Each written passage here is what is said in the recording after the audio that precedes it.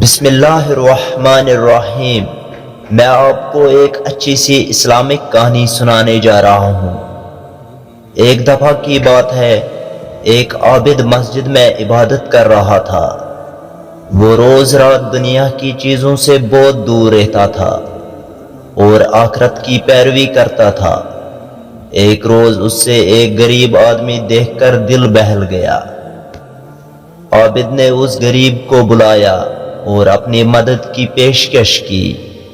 غریب شخص نے کہا کہ وہ بہت غریب ہے اور اس سے کچھ کھانے کے لیے پیسے نہیں تھے۔ عابد نے کہا کہ وہ اس کے لیے کچھ لاتا ہے اور اس کو مدد کرے گا۔ عابد نے مکان سے باہر نکل کر بازار میں گھومتے ہوئے کچھ کھانے کی اشیاء خریدے اور واپس مسجد لوٹ آئے۔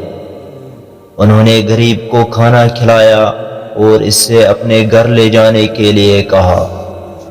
غریب شخص نے کہا کہ اس سے بہت خوشی محسوس ہو رہی ہے کہ ایک عابد نے اس کی مدد کی ہے۔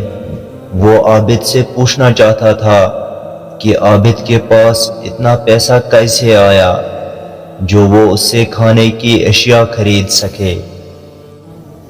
عابد مسجد کی مینار کی طرف اٹھا کر اس کو بتانے لگا کہ کچھ وقت پہلے انہوں نے ایک شگون چھاپ کر پیسے پائے تھے۔ انہوں نے اس شگون کے پیچھے دیکھا تو انہیں ایک گہرے خالص سونے کا ٹینکی ملی۔ عابد نے وہ ٹینکی بیچ دی اور وہ پیسے اٹھا کر اکٹھے کیے۔ وہ پیسے کھانے کی اشیاء خریدنے کے لیے استعمال کیے گئے۔ غریب شخص نے اس کہانی سے بہت سبق لیا۔ وہ یہ سمجھ گیا کہ خداوند کبھی بھی اس کی مدد کرنے کے لیے غیر متوقع طریقوں کو استعمال کرتا ہے۔ یہ کہانی انسانوں کو یہ سمجھانے کے لیے ہے کہ وہ نیکیوں کرنے کا سبب بنیے، چاہے کچھ بھی مقدار ہو۔ میں امید کرتا ہوں کہ آپ کو یہ کہانی پسند آئے گی۔